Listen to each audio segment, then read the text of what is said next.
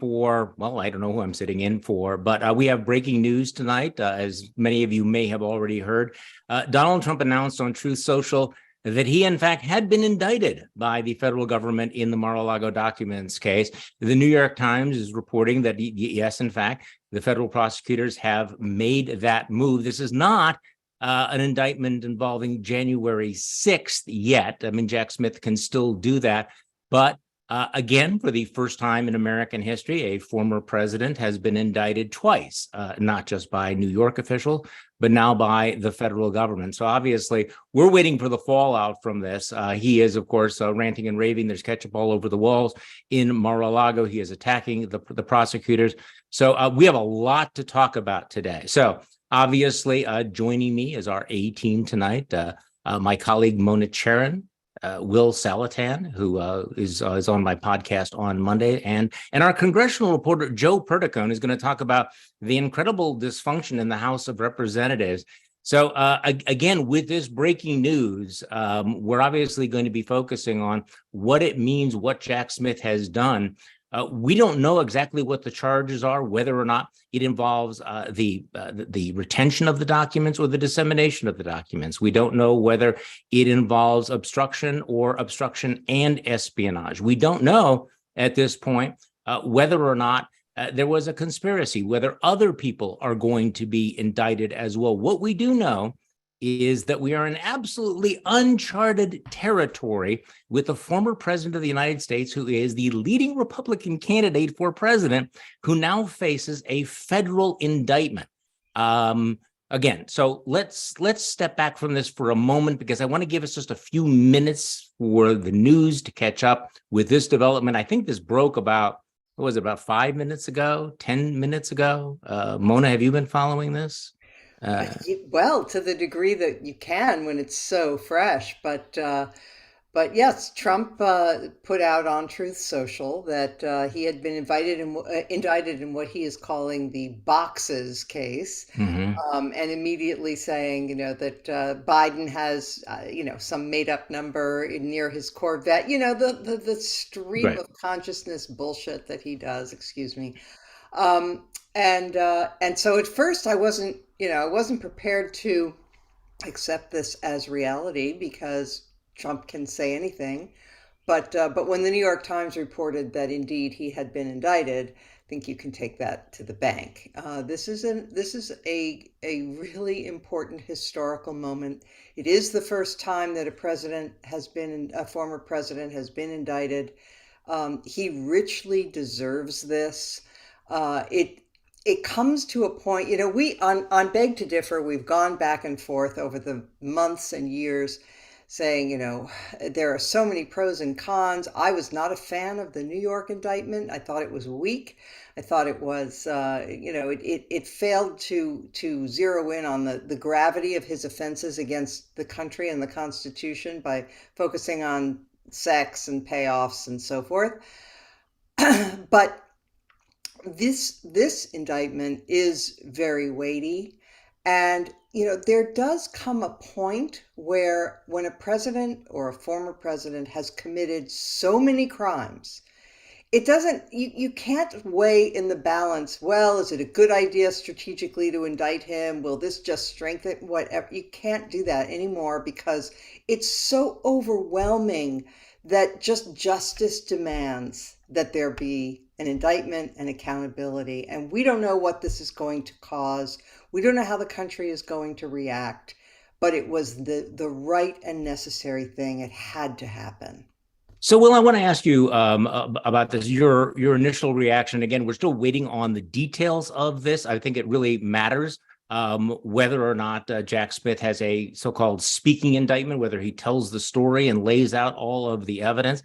I think it does matter what the top line, what the headline is, whether it is obstruction, whether it is the dissemination, whether or not the word espionage appears. So I also think that one of the themes that I want to touch on tonight is whether or not we're in a new era, because I think it's very easy to get stuck in sort of the horse race, conventional wisdom that nothing matters, nothing ever changes, the polls never work, that this, in fact, will strengthen him.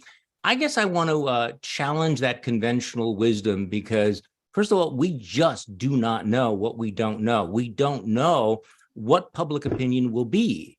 We have polls out suggesting that something like 2/3 of Americans think that these are serious crimes and that they are disqualifying crimes. So let's keep that in mind. We also are in this new era where there are Republican candidates for president who have shown a mixed willingness to attack Donald Trump.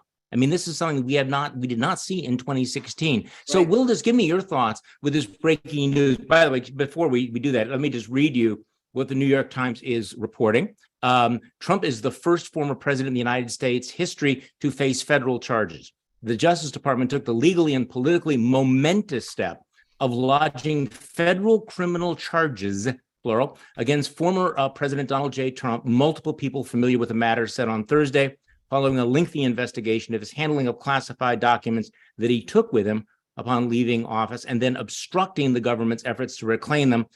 The indictment filed in federal district court in Miami is the first time in American history a former president has faced federal charges. It puts the nation in an extraordinary position, given Mr. Trump's status, not only as a one-time chief executive, but also as the frontrunner for the 2024 presidential nomination to face President Biden. So your thoughts, Will? Well, what the argument you're going to hear from the Trump people and from Republicans who are sympathetic to him is that we should apply the law equally. And we've never done this to a president before, so it would be wrong to target this president. And Biden isn't getting indicted. Pence isn't getting indicted for his classified documents case, so Trump shouldn't either. So the principle is right. The principle of equal treatment for the law. The examples are wrong, right? Because if, Charlie, we don't know the details, but I think you spoke in there about the obstruction aspect of the case. That distinguishes Trump's classified documents from Pence's, from Biden's. In addition, the reason why we haven't had a president indicted before is nobody's done what Donald Trump has done. So it is unprecedented, but that's not because this guy is being targeted for his political views. Again, Mike Pence, similar political views, not targeted. Why? Relevant differences between the two cases. So we're going to have to get the country through, get half the country or whatever percentage of the country is sympathetic to Trump through this myth that if you prosecute Trump, but don't prosecute other people in classified document cases, that is unequal treatment. It is actually equal treatment with respect to relevant differences. And that's why it's really important that this prosecution focus on the obstruction aspect of the case and not on the existence of the documents being in Mar-a-Lago in the first place. And also perhaps the motive, we don't know that. Now, one of the big questions is, will the Republican base rally around him? Will the Republican establishment rally around Donald Trump as they have in the past? Joe, you hang out on Capitol Hill. You talk to a lot of these folks. What do you think the reaction is going to be? Because I think the assumption is that one after another, the Elise Stefanik's of the world, Kevin McCarthy's of the world, are going to troop out over the next few days and say, what a terrible thing this was. So what do you expect to see on Capitol Hill, and what are you going to be looking for? I'm really interested in this. Well, the arraignment, I guess, is supposed to happen Tuesday at 3, which is perfect because then it's right where they come in for votes. So perfect for me. Mm-hmm.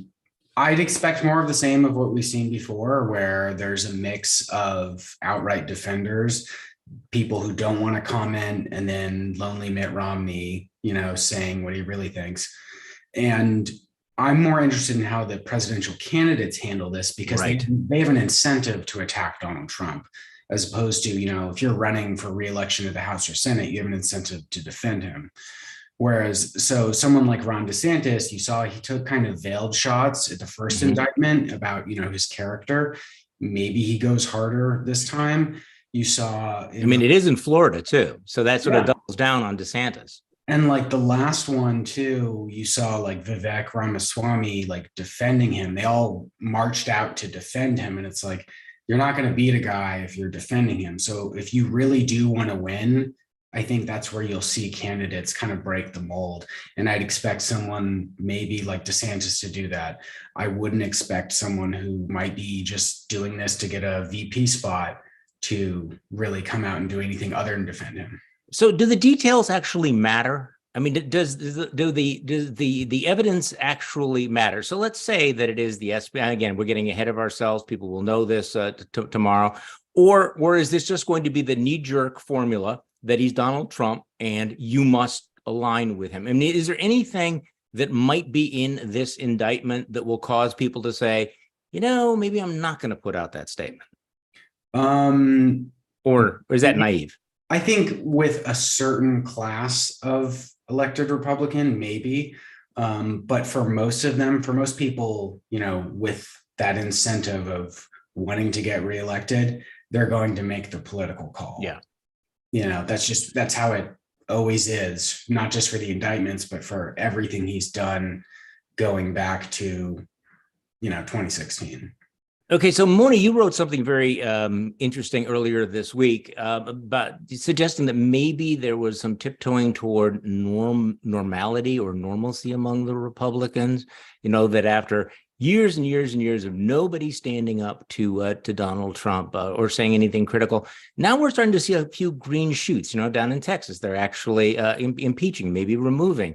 The extremely MAGA attorney general there, Christie, hitting very, very hard. And I want to spend some time on Christie. Even Mike Pence going after him. One of the questions about DeSantis was, would he punch back against Donald Trump? And you're seeing that. So talk to me a little bit about this. I mean, because again, it's easy to get stuck in the nothing matters. It's always going to be the same, which is probably true. But do you actually think that maybe we're in a new era, that as of right now, as we're talking on Thursday night, that with federal indictments coming out, Republican candidates who've shown a willingness to attack him, is something new happening? Come on, find that pony in this giant pile. It's usually Will's job, but I'm asking Mona today. Yeah. Look, I think new era, it's a little too soon to say. Yeah. But what I would say is this, that for, what feels like 100 years, we have had the exact same pattern, which was any outrage that Trump committed, he would only be criticized by Democrats. And the lone Republican who criticized him there was pile on, and you were accused of being a Democrat for even criticizing Trump. And every excuse was made. Over the last number of weeks, we have seen even in the Republican world, we have seen signs that there is think of what we've heard already from Asa Hutchinson, who's been very, very clear ever since he got in the race. He's been very tough on Trump. He's a Republican. We now heard the kind of things from Mike Pence that he has never said before, never brought himself to say. Mixed record, but yeah. Sorry? Mixed? Yeah, mixed. Yeah, okay, we'll get to that. Yeah. Oh, yes, very much so. But now I'm just focusing on the pony here, okay? Yeah, okay. So he has said the things that needed saying, whatever else the caveats are, which we all know very well. That January 6th was Trump's fault, and that he endangered my life, and that he wanted me to violate my oath to the Constitution, and nobody who violates the Constitution or asks someone else to do so should ever be president, etc. Even though he said he'll, never mind. Mm-hmm. Yeah. Okay. We know. Then you had Christie. And well, let me go back to Texas because one detail about this impeachment of Ken Paxton is that Trump warned the members of the legislature in Texas beforehand, don't do this. I will come after you. Explicitly said that. Yeah. I will fight you. And they did it anyway. They defied him. And then you see, Kevin McCarthy, believe it or not. But I mean, Trump kind of instructed the Republicans in Congress to default on the national debt. Because he said, if you don't get everything you want from the Democrats, you have to default. And of course, the Republicans in Congress also defied Trump. And now you have Christie and Mike Pence in the race, also piling on. You've had Ron DeSantis being a little bit critical. I wouldn't, put too much stock in him. But in his willingness to fight, that is, we'll see. I mean, the jury's out on him, I would say. But all of these things accumulate, and now this indictment drops into an atmosphere that has already been a little softened up by, Well, what we've seen, this flexing those muscles of criticizing Trump openly. And and so, there's that question of collective action, right? Is right. that, do you move the Overton window of acceptable criticism? So you have Christie is on this, looks like a kamikaze mission, but does he actually make it more acceptable? So I want to get Will's take on this, but before we do this, because I do think this is extraordinary, and we can rip on Mike Pence, for the rest of the hour. But in case people miss this, and I have to admit, this is surprising to me, the super PAC backing Mike Pence put out a very hard-hitting ad specifically targeting Donald Trump on January 6th. And I cannot remember, with the exception of Liz Cheney and Adam Kinzinger, any Republican going this hard against Donald Trump. So, Jim, can we play cut number 1? This is the ad from the Mike Pence super PAC comparing him with Donald Trump on January 6th. A president begging him to ignore the Constitution. A mob shouting for him to die. And an anxious nation watching for one man to do what's right. A weak man appeases a mob. A man of courage and character stands up to them. That day, one man failed the test of leadership, while another stood tall. And since then, this so-called leader has continued to abandon our conservative principles. Now, with a woke mob trying to take away our freedom, we need a president who won't flinch, who won't try to cut deals with our values.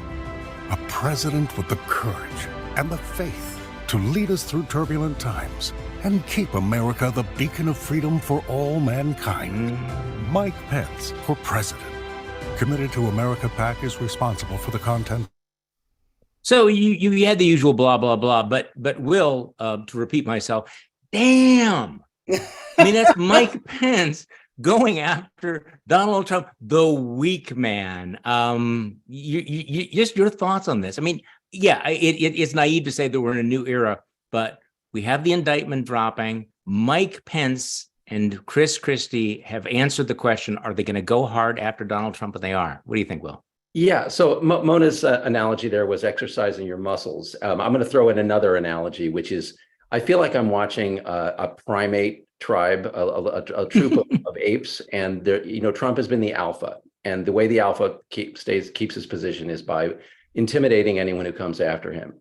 What you see in these cases is the minute somebody goes after the leader and draws some blood, and then if other people start to join in, it just takes off from there. It's a joint effect, right? So it is a collective action to take down the guy.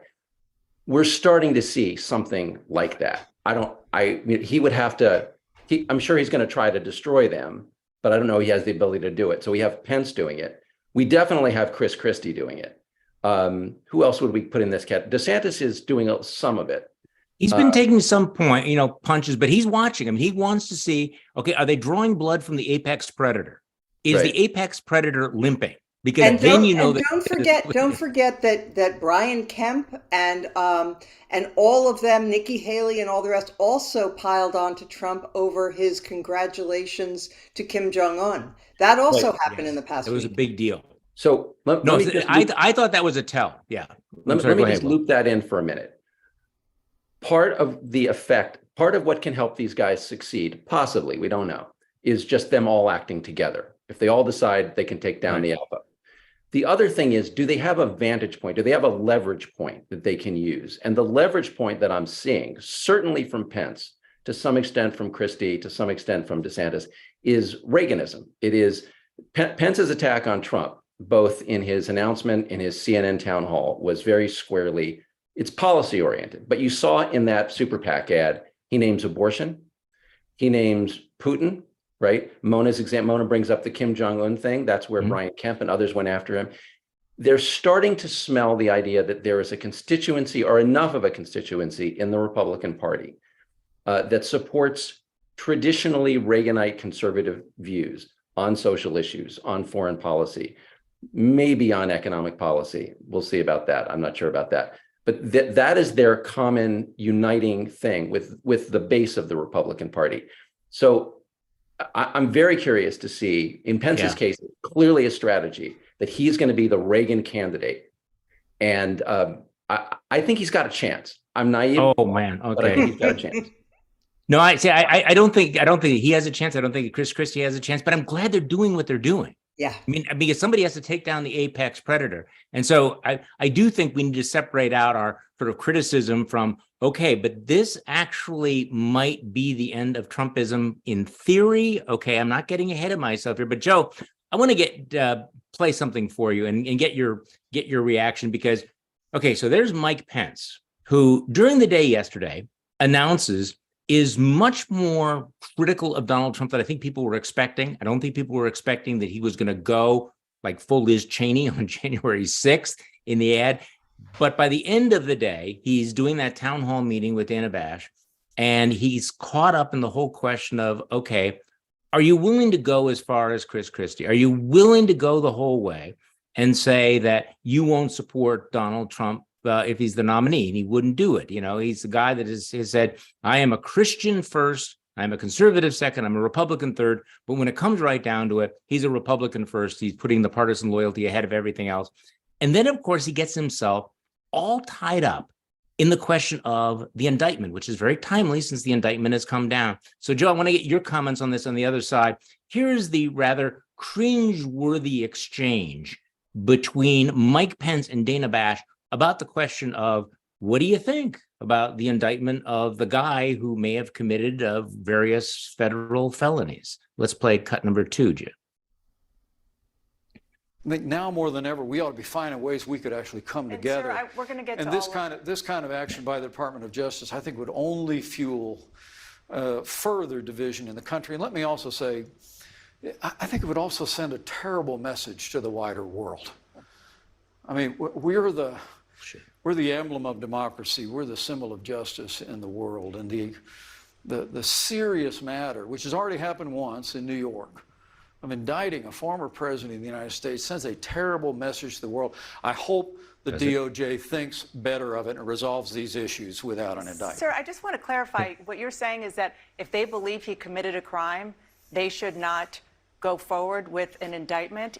You just talked before about committing to the rule of law. Let me be clear that no one's above the law. Okay.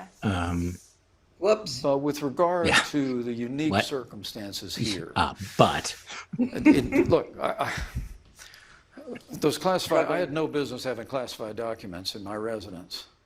And I took full responsibility for it. President Biden had no business having them in his residence from when he was vice president as well.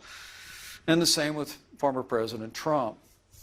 But I would just hope that there would be a way for them to move forward without the dramatic and drastic and divisive step of indicting a former president of the United States. We've got to find a way to move our country forward and restore confidence in equal treatment under the law in this country.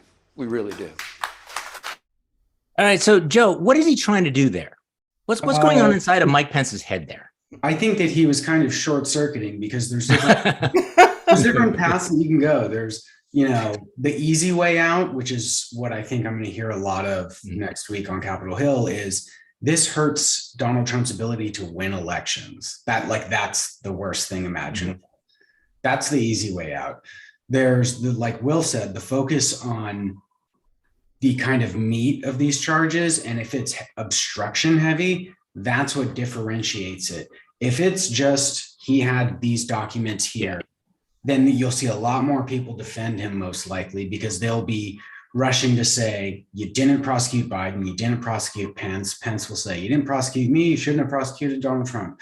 But if there's actual details about obstruction, about concerted efforts to hide this from the federal government, and it makes him look paranoid, it makes him look erratic, and that's something that another candidate would love to seize on, because that's when they're weak. Well, and also whether the word espionage is in the headlines tomorrow or the next day, which again we don't know. We're speculating about whether that would make a difference. I'm actually also interested in knowing, what will Mike Pence say if Jack Smith indicts Donald Trump for inciting the January 6th insurrection, because it's very clear that he's prepared to go on that. In fact, that was one of the issues where he broke ranks with Donald Trump. He was asked, what about, Donald Trump is saying he's going to pardon a lot of the January 6th rioters. And Mike Pence made it absolutely clear that he would not go along with that. So I do wonder, Mona, what do you think? Will Mike Pence take the same position if, in fact, there's another tranche of indictments involving January 6th, given that ad that we just played? Excellent question. And he may get wrapped around the axle again when he's asked about that. But I just wanted to respond to his assertion that this hurts us, our image in the world. I think the exact opposite. Yeah. I think what the world is looking to see is if there is accountability and if the rule of law really does apply. There, as Charlie, you and I were discussing on Just Between Us this week, there are countries all over the world, liberal democratic nations that have prosecuted former prime ministers, former presidents, and sometimes even put them in jail. And they are still fine, France, Israel, South Korea. These are fine democratic societies that nobody thinks are banana republics. They actually prosecuted criminal former leaders, and that is to our credit. It's not going to harm our international standing. Yeah. Will? Yeah, the reason why I was banging my head listening to Pence was exactly for the reason that Mona just articulated. We do need to send a message to the world, and the message is we're not a banana republic, because the world is looking at, if we don't prosecute the president for doing what, and Charlie, you had in your newsletter, I don't remember the details, we just put away some former colonel, retired colonel, for like 3 years for a classified documents violation. If we say, well, Donald Trump was the president, so we don't want to mess with that, then we are sending a message that we're a banana republic. And in addition, it kills me, absolutely kills me, when Mike Pence says, we don't, and no one is above the law, he says, I'm a good Christian, no one's above the law, but there are what he called unique circumstances. Yeah, what does that mean? There are no the unique circumstance is that Donald Trump is a former president, and therefore we should treat him differently. So the unique circumstance is Mike Pence's way of saying that Trump should be above the law. Yeah, exactly. And that little clip there, where it says no one should be above the law except the unique circumstance, except Donald Trump should be above the law. So and there you have it. But this is why I think there's a little bit of a burden and on Jack Smith to make this case. This is not just a matter where he can come out with a one-page series of the statutes that were violated. He needs to tell the story. On my podcast today with Ben Wittes from Lawfare, he said it almost needs to be a novel. He needs to explain to the American people what happened, why it is important, why we are doing something that's never happened before in American history.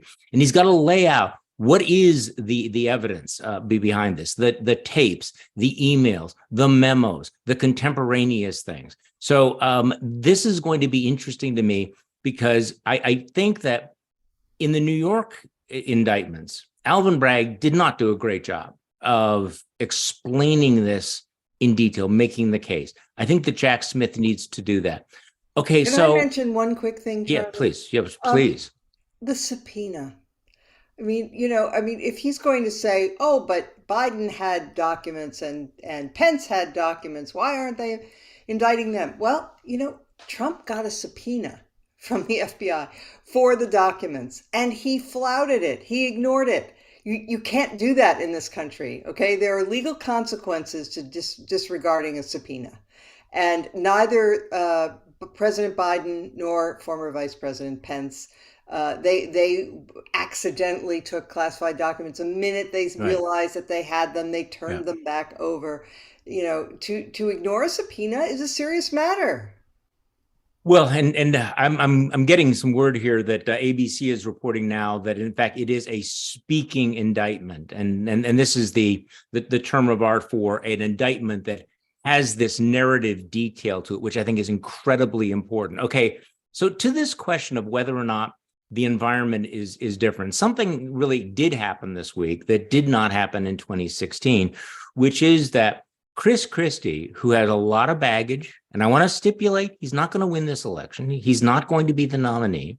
And he bears a huge amount of responsibility for enabling Donald Trump. I can still remember, by the way, from my previous life, sitting in my radio studio, watching that television monitor when Chris Christie is standing behind Donald Trump, there's the shine box, and legitimizing him. And that was a huge moment. And he stuck with Trump for a very, very long time. But having said that, we knew that he was going to be critical of Donald Trump. But what we saw this week, I have to say, I was reminded that even though he's a flawed politician, that Chris Christie is an incredibly gifted politician. He is a uniquely talented politician, and he's also prepared to go there, to go at every single issue. He's not just relying on the bullshit of, winning and losing.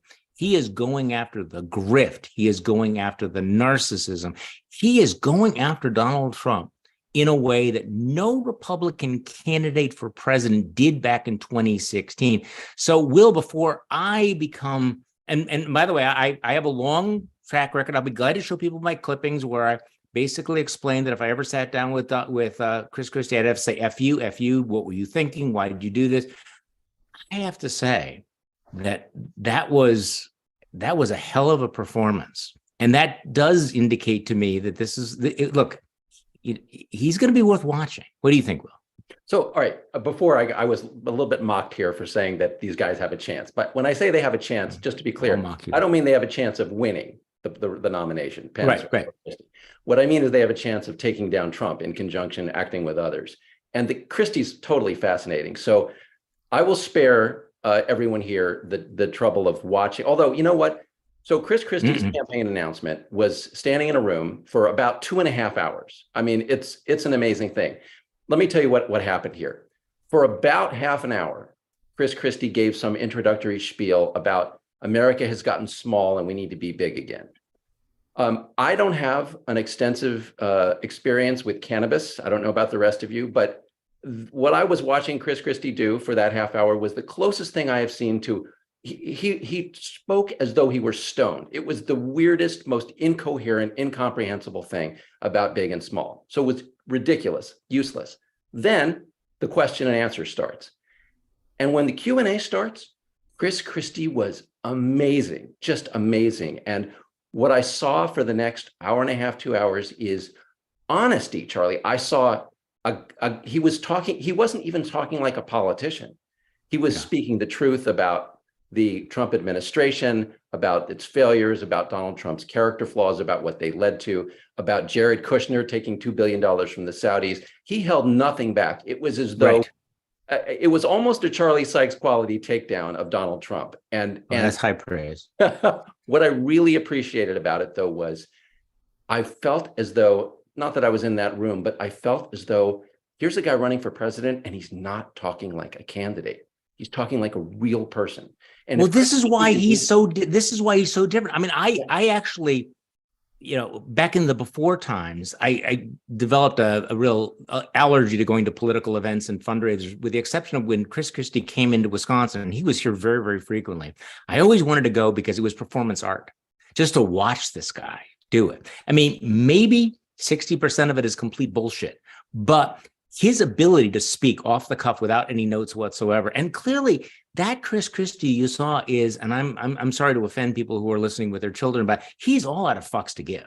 I mean, he is basically saying, I am not going to calculate whether, am I going to go after, Jared and Ivanka? Am I going to talk about the grift? Am I going to talk about the Saudis? Am I going to talk about how he's going to surrender to Vladimir Putin? Am I going to talk about, him being a mirror hog and a narcissist and all of those things? And it's like, wow, that was something. And again, I want to go back to okay, he's not going to win, but if he succeeds in drawing blood from the apex predator, if he succeeds in moving that Overton window of criticism, that will be something, because, these are things that we have not heard. And Joe, do you have any thoughts on all of this? I mean, I understand that are you getting a sense that people on Capitol Hill, are Republicans doing that whole double shift thing where they say one thing in private and one thing in public? That's kind of been going on just forever. Forever.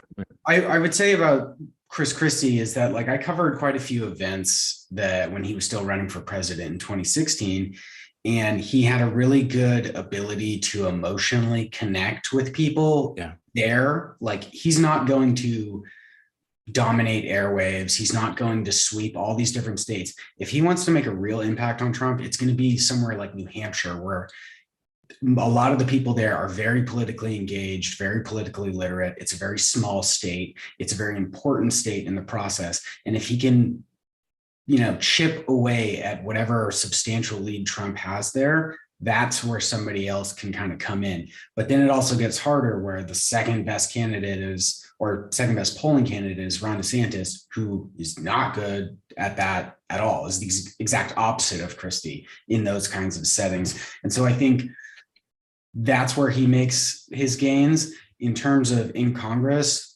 from the people I've spoken to in the past week about Christie, is that like he doesn't exist. They don't want to talk about him. Yeah.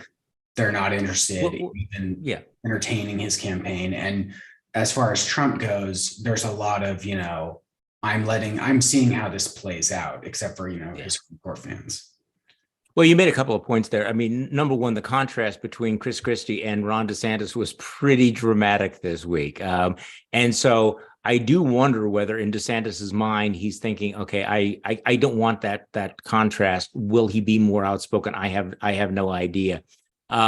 Chris Christie is going to get a lot of media attention for this. He won't have a lot of money. But one myth that I think that we need to puncture, and tell me whether you disagree with me, Will, Mona, and Joe. People are talking about, well, Chris Christie, when he gets on that debate stage with Donald Trump, he can go, head to head. This is never going to happen. I mean, I just want to lay the marker down. Donald Trump will never get on a debate stage with Chris Christie, not just because he doesn't want to be on a debate stage with Chris Christie, but because he doesn't want to be on a debate stage at all. He wants this to be a coronation. That is just not going to happen, which then raises the question, okay, if Chris Christie cannot do it head to head with Donald Trump, how is he going to draw the blood? What do you think, Mona? So first, let me give a shout out to Chris Christie, though I haven't been willing to reveal this before because he didn't deserve it. But yep, he and I went to the same high school. Wow. Yep, Livingston High School grads, both of us. No, I think Charlie. You've kept this a secret for how many years now? A long time. So, but here's the thing. You're right about the debate stage. So I don't think Christie was banking on that being his path. If he was, that was a mistake. But because he is so good at the punching and he doesn't have a lot of money, but the press is going to cover him aggressively as long as he's hitting at Trump. And so there will be a natural echo chamber. He will get free media to a degree that only Trump got in 2016. Now, I don't think Christie will be able to equal that, but it will be substantial. Yeah. And so it's going to be in the ether, and then Trump is going to have to respond to it. That in turn elevates Christie, and he becomes more than a sideshow because Trump will not be able to resist hitting back. The minute the people in the press are saying, but Christie says, and it's going to get interesting. No, exactly. And Chris Christie is going to get a lot of attention. And I know that, Joe says they're ignoring him on Capitol Hill, but at a certain point, it's going to be hard to ignore him because he's doing the one thing you need to be newsworthy, which is to say something newsworthy, to say something that no one else is saying. And people will go, okay, so we have a conservative Republican former governor, presidential candidate who is saying these kinds of things. So, and you're right. Donald Trump will not be able to resist the bait, but it's going to be interesting what happens when Tim Scott and Nikki Haley and maybe even Ron DeSantis look around and go, why is this guy sucking up all the oxygen? Exactly. What am I going to do with that? What do you think? Okay, so I want to answer that. Let me come a little bit roundabout. First of all the people running for president, most candidates, maybe they take some polling, they sit down with a consultant, they look at the situation, and they're asking the question, can I win? And if I can't win, I'm not going to run. Chris Christie, I think, is different. I think that if his people told him, you're not going to win, but you could really hurt Trump and cost him the nomination, I think he would do it. He may be just thinking that would be success for him. Having said that, here's the scenario where Chris Christie actually takes off and becomes more than that, becomes an affirmative proposition that he could actually go somewhere. It's the list you gave me, Charlie. It's DeSantis, Pence, Haley. What do they all have in common? DeSantis is a robot. Pence, pious, stiff. Haley, kind of oily, Southern kind of charm, kind of bless your heart. I'm not showing you what I really think. Right? No, they're all various kinds of fake. Right. They're all various kinds of fake. They're kind if of boring. I ask myself as a Republican voter, who's real in this field? There's only one guy, and that's Christie. If realness starts to matter, he's the one who takes off. Well, yeah, but I mean, Chris Christie is Chris Christie. I mean, Chris Christie's the guy that, we're going to see that picture of him on the beach a lot. I was actually asked about this on a podcast from The Guardian this morning, and they said, well, what about, the thing about closing the lane on the highway and then taking the vacation on the beach? And I said, yeah, that's going to hurt him. But let's put this in context. Compare the worst thing that Chris Christie ever did to Donald Trump. He didn't try to overthrow the Congress of the United States. He has not done these things. He's not going to sell out the country, to the world's worst dictators. But there does something. It is riveting to watch him, and I think he's doing a town hall meeting on Monday that I think is going to be very interesting. Okay, now I don't know, because we're doing this live and we're not like a major, broadcast media. But guys, I got to tell you something here. Wait. So Donald Trump has released a video response to this indictment. Do you think we'll be able to play that? Can we play Donald Trump? This is tonight. Very sadly, we're a nation in decline, and yet they go after a popular president, a president that got more votes than any sitting president in the history of our country. Ex-president by far. loser. And did much better the second time in the election than the first. And they go after him on a boxes hoax, just like the Russia hoax and all of the others. This has been going on for 7 years. They can't stop because it's election interference at the highest level. There's never been anything like what's happened. I'm an innocent man. I'm an innocent person. They had the Mueller hoax, the Mueller report, and that came out. No collusion after 2.5 years. That was set up by Hillary Clinton and Democrats. But this is what they do. This is what they do so well. If they would devote their energies to honesty and integrity, it would be a lot better for our country. They could do a lot better. They could do a lot of great things. But when you look at what's happened to our country in the last 3 years, we were energy independent.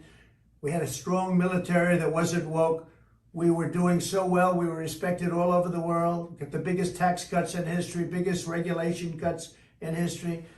And what do? You have a president where an election was taken, got more votes than any sitting president in history by far. Never anything even close. He's repeating. And they come after me because now we're leading in the polls again by a lot against Biden and against the Republicans by a lot. But we're leading against Biden by a lot, a tremendous amount. What? And we went up to a level that they figure the way they're going to stop us is by using what's called warfare. And that's what it is. This is warfare for the law. And we can't let it happen. Trying to say we can't let it happen. Our country is going to hell. And they come after Donald Trump, weaponizing the Justice Department, weaponizing the FBI. We can't let this continue to go on because it's ripping our country to shreds. Oh, really? We have such big problems, and this shouldn't be one of them. Okay. Can we? All right. That's that's as much as I can take. Ranting. To be followed by all caps Truth Social bleeds. So, who wants to react to what you just saw? I thought, I have to say, it was kind of low energy. What did you think? Joe, what do you think? I think he was talking like he does at rallies, where he just it's just whatever's going through his brain. And it's just like no one even knows what he's talking about. Like 30 seconds in, I'm like, the woke military, like And so when he starts to do Unlike the Russian unwoke military. Yeah. this kind of speaking that he does, like that's for like the always Trumpers who will be with him no matter what. And then like when he's at rallies, and he hasn't been doing these rallies because maybe someone in the campaign operation is suggesting he do smaller events, but like when he was in Iowa last week, he only did small venues, which is rare for him. So if he's pivoting to small venues, he just seems like a crazy man in the diner if he starts talking like this. This kind of behavior only works at rallies.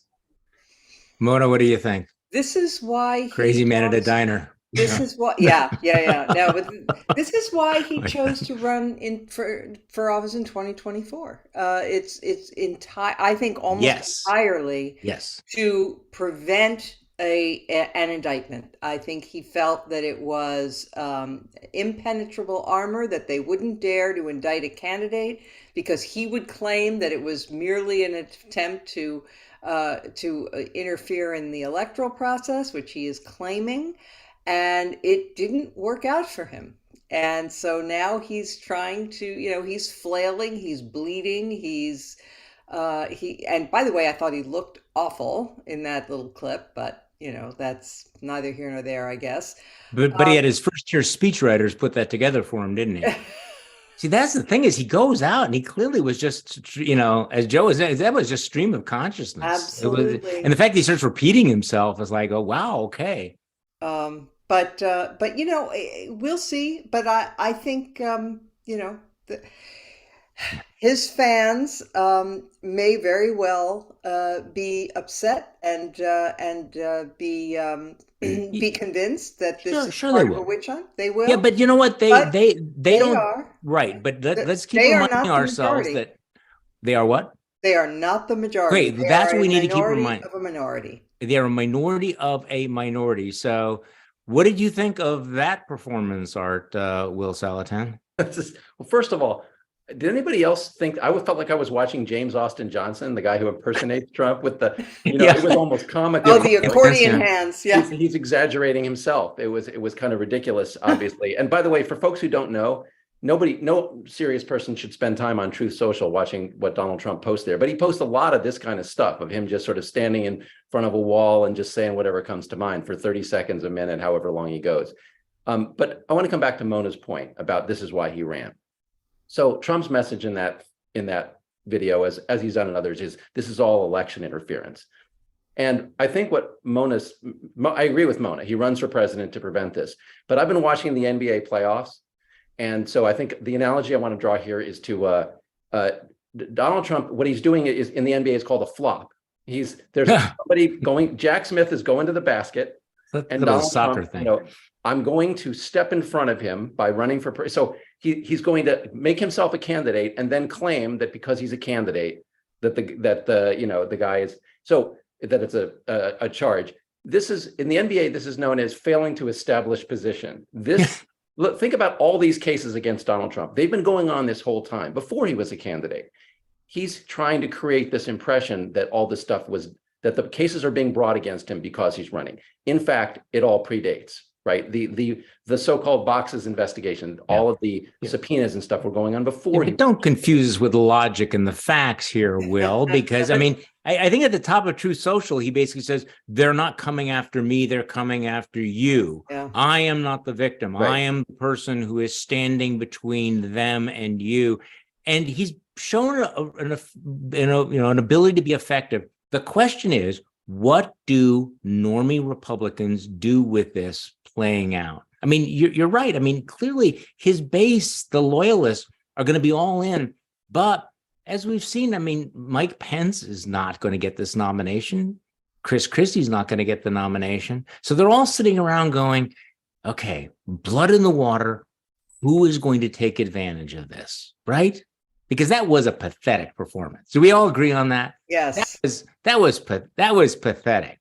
You would think that having been informed that he's facing a federal indictment, that the man who, I fight, I alone, I am your justice, I am your retribution, would come up with something a little bit less flaccid than what we just saw. I'm sorry, Will, I interrupted you.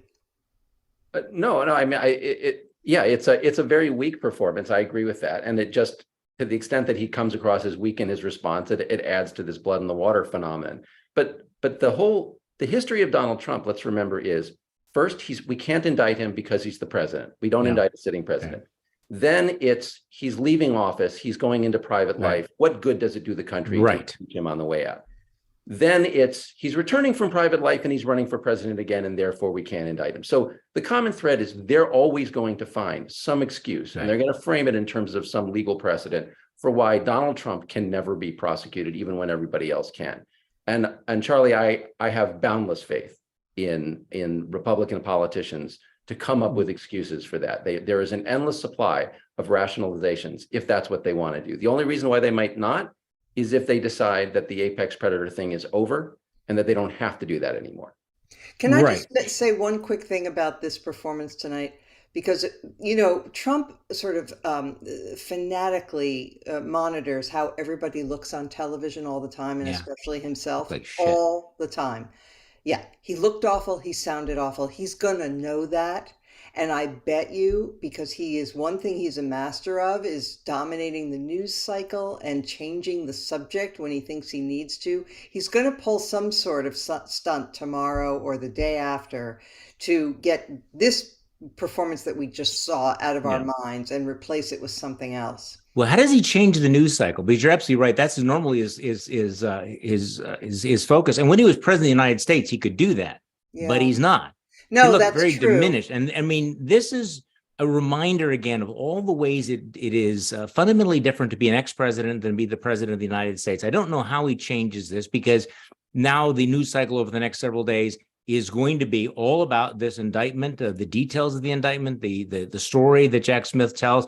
And as Joe points out, there's going to be an arraignment on Tuesday, which is going to be like one of these mega media events. Yeah. And so here we are on Thursday night, and this will be the only thing that is happening in the world Friday, Saturday, Sunday, Monday, Tuesday, probably Wednesday as well. And I don't know what he can do. No, it's right. He can't announce a summit with Kim Jong-un, Right. So, yeah. Well, I mean, to go back to your point earlier, and I don't want this to get lost. I mean, I thought it was an interesting flex over the weekend that Republicans were willing to go after Donald Trump for sucking up to Kim Jong-un. Now, he'd been doing that for years. There's nothing new about this. I mean, he's been sucking up to dictators like Vladimir Putin and Duterte from the Philippines, and President Xi and Viktor Orban from Hungary. And yet this weekend, everybody said, okay, you know what? Let's go after him on this. And I was thinking about that Pence video which again, is still quite surprising. He clearly is picking out some wedge issues that he thinks might, create a wedge between Donald Trump and his image and Donald Trump and the base. So he went after him on January 6th, which is problematic for Republicans. But then he also then pivoted to go after him on things like his praise for Vladimir Putin and his waffling on abortion. I don't know whether this will make a difference in the end, but there is, at least you can tell, thinking, how do we take this guy down a few notches? So now, Joe, I want to come back to you, because I'm also sensing something else on social media over the last couple of weeks, which is that so much of the energy on the right, there's a lot of, flailing about the Biden crime family and Hunter's laptop, and that's going to be there forever. But there's so much energy that's being spent now on MAGA violence. The DeSantis folks going after the Trump folks, and it's really kind of ramped up. And then this week, and I want you to talk about what's happening in the House of Representatives, because Kevin McCarthy, like last week, I think the narrative was, so Kevin McCarthy has survived this debt ceiling thing. He was able to pull this off. He's able to keep his job. And then the Freedom Caucus folks, the Taliban, the Taliban caucus, basically says, screw you, Kevin, we're going to blow the place up. And they've essentially ground the actual voting business of the House to a halt. So, I mean, give me a sense of what, because he was, Mike Kevin was blindsided by this, wasn't he? He didn't see this coming. Kevin got a deal done by working with Democrats. They passed, so before they pass a bill, they pass the rule, which allows them to open debate for a day, and then they vote on the final thing. historically, the majority party has to carry the rule. For the debt ceiling deal, there weren't enough Republicans, so Democrats had to join in and carry the rule over the finish line for them. And that was very unprecedented. And so not only did Kevin cutting this deal, it's not really the meat of what was in the debt ceiling deal that's bothered these Freedom Caucus members. It's that he went to the Democrats and said, you are irrelevant to the equation here. The one thing, Paul Ryan's former top aide, Brendan Buck, made a really good point this week, is that the one thing the Freedom Caucus craves is relevance. And that stunt by McCarthy to work with Democrats made them feel very irrelevant and very inadequate. And so they tested the waters over the week to determine, is there enough energy to do a motion to vacate, which would remove Kevin from the speakership? There isn't. So the next best stunt is by holding out on the rule, which means they can't even vote. The thing that they stopped from happening was their own Republican bill to protect our precious gas stoves. It was a messaging bill that wasn't going to go to the Senate, and they blocked it, like an easy win for them. Its primary sponsor is another Freedom Caucuser, and it's like they're just keeping things on hold to squeeze out more things. They just announced they're going to vote on the ATF's pistol brace rule, which is like for guns. And that's like one of the concessions they're getting, but Kevin's already given away the store. So there's really not much he can do other than say, I'm super sorry, we're going to not do anything with Democrats, but they're going to have to eventually when they have to fund the government again. See, I thought it was very naive that people thought that Kevin McCarthy could cut a deal with Joe Biden and then work with the Democrats and not pay a price with the base. And then, of course, there was all that see how irrelevant you are. And the Freedom Caucus people, obviously, they don't care about governing. They don't care about getting anything done. They know that they have the power to blow things up, and they did, and they will in the future. So one of the more interesting things that happened, and I want to get your take on this too, is I think it was Puck that talked with Steve Scalise, who's the number 2, and they said, well, what's going on? And there seemed to be a little tension there between him and Kevin McCarthy, and he very explicitly said, I don't know what that secret deal was. I don't know what Kevin McCarthy promised those guys, how much of his testicles he gave away to those guys. I thought that was interesting that he would say that. Scalise has been really absent from everything. He wasn't a driving force to get McCarthy the gavel in that whole process. He wasn't a driving force in the debt ceiling bill, and he's his number 2. And he's kind of sitting on the sidelines. So he's obviously pissed too. But like you saw, Garrett Graves was the one doing the debt ceiling deal, and then Patrick McHenry, he's tapping all of these really good legislative talents who, Patrick McHenry, everyone thought he would be speaker one day, but he doesn't want the job because he's smart. And so he's tapping all these good little talents, and Scalise is kind of left out in the dark. And Scalise was also thought of to be another maybe conservative option to be speaker. Yeah. I still don't know if he is or if there's any appetite in the conference for that. But that's why he kind of had this lash out moment. It was with Punchbowl, who Punchbowl. Yeah. Yeah. They get a lot of access on the Hill. So that's how they broke this. So I guess, going back to the original question and Mona's point about whether we're tiptoeing toward normality. Did you use normality or normalcy? With all due respect to Warren Harding, I use the correct word, which is normality. Normality, because what's very clear is that we don't have this absolute unity among MAGA Republicans right now. They are picking at one another, and I do think there's a sense that they're kind of tiptoeing and feeling their way. How far can we go? But when we're living in an environment where even Nikki Haley is willing to attack Donald Trump on foreign policy, where Chris Christie is hammering him, where Mike Pence is going after him on January 6th, and where we have open warfare between Matt Gaetz and Marjorie Taylor Greene.